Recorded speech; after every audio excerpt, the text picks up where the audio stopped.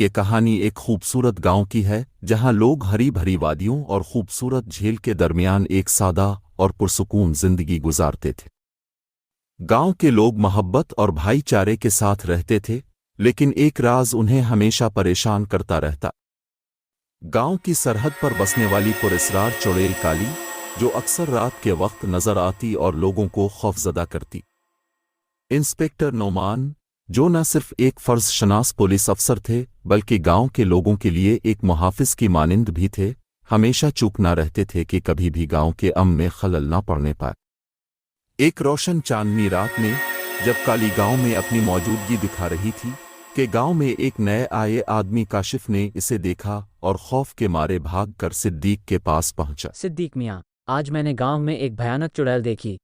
मैं बहुत डर गया और तुरंत आपके पास भागा, क्योंकि अगर मैं नहीं भागता तो वो मुझे नुकसान पहुंचा देती। सिद्दीक, जो गांव के एक अक्लमंद बुजुर्ग थे, ने काशिफ को तसल्ली दी।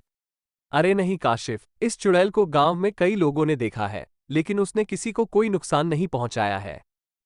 गांव के सभी लोगों ने सेठ से इसकी शिकायत की। सेठ ने पूरी कोशिश की लेकिन कोई समाधान नहीं मिल सका। लेकिन डरो मत, वो केवल डराती है, किसी को चोट नहीं पहुंचाती। अली, जो गांव के सेठ और एक मुअज़्ज़ज़ शख्स थे, ने एक बहादुरी भरा कदम उठाया। उसने गांव वालों को जमा किया और उन्हें समझाया कि किस तरह वो मिलकर काली से दोस्ती कर सकते हैं। गांव वालों, मैंने तुमको इस चुड़ैल की वजह से इकट्ठा किया है जिसने हमारा जीना हराम कर दिया है। रात को कोई भी इस चुड़ैल के डर की वजह से घर से बाहर नहीं निकल सकता।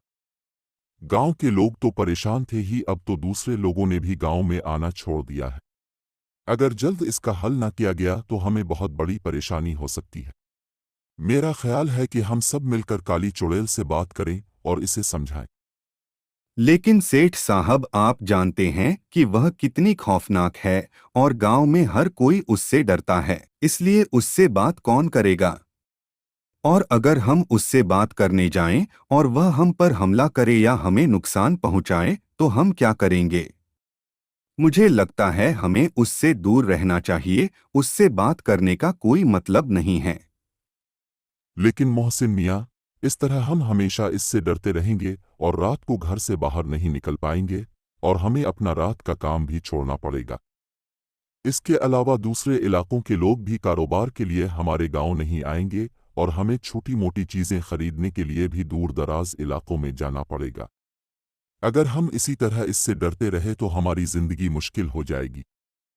इसलिए हमें कम अज कम एक बार इससे जरूर बात करनी चाहिए। इसके बाद अली ने एक बड़ी महफिल का एहतमाम किया जहां गांव वाले और काली मिल सकते थे। महफिल के दिन सब लोग डरे हुए लेकिन उम्मीद भरी नजरों से काली का इंतजार कर रहे थे। काली जब वहां पहुंची तो पहले तो नाराज नजर आई। तुम लोगों ने मुझे यहाँ क्यों बुलाया है? तुम्हारी जुर्रत कैसे हुई मुझे बुलाने की? तुम मुझे नुकसान पहुंचाने आए हो। मैंने तो तुम्हें कभी नुकसान पहुंचाने का नहीं सोचा। तुम मुझे फिर क्यों नुकसान पहुंचाना चाहते हो? ये तुम्हारे लिए अच्छा नहीं होगा। तुम बहुत पछताओगे। तुम कह रही हो कि तुम हमें नुकसान नहीं पहुंचाना चाहती। अगर ऐसा है तो तुम हमें हर रात डराती क्यों हो? मैं तुम सबको इसलिए डराती हूँ क्योंकि मुझे लगता है कि तुम मुझे नुकसान पहुंचाना चाहते हो। अगर मैं तुम्हें ना डराऊं तो तुम मुझे नुकसान पहुंचाओगे। काली चुड़ैल, हमें समझ आ चुकी है कि तुम हमें इसलिए डराती हो क्योंकि तुम खुद भी डरी हुई हो। तुम्हें लगता है कि शायद हम तुम्हें नुकसान पहुंचाएंगे, लेकिन हम तुम्हारे साथ किसी भी तरह का बुरा सलूक नहीं करना चाहते। हमें मालूम है कि तुम्हारी जिंदगी मुश्किल रही होगी और तुमने जो कुछ सहा है वो हमारी समझ से भी बढ़कर है। लेकिन हम तुम्हारे दोस्त बनना चाहते हैं और तुम्हें यह दिखाना चाहते हैं कि इंसान और चुड़ैल के दरमियान भी दोस्ती मुमकिन है। आओ हम एक नई शुरुआत करें जहां ना तुम हमें डरा और ना हम तुम्हें। हम सब मिलकर एक पुरअमन और खुशहाल जिंदगी गुजार सकते हैं। لیکن اگر یہ تمہاری مجھے پھنسانے کی چال ہوئی تو علی چڑیل، تم اس گاؤں میں بہت عرصے سے رہ رہی ہو اور تمہیں پتہ ہے کہ ہم گاؤں والے کسی کو دھوکہ نہیں دیتے اور نہ ہی وعدہ خلافی کرتے ہیں۔ لیکن جلد ہی اسے احساس ہوا کہ گاؤں والے اس کے ساتھ دوستی کرنا چاہتے ہیں۔ ٹھیک ہے، اگر ایسی بات ہے تو مجھے تمہارا فیصلہ منظور ہے۔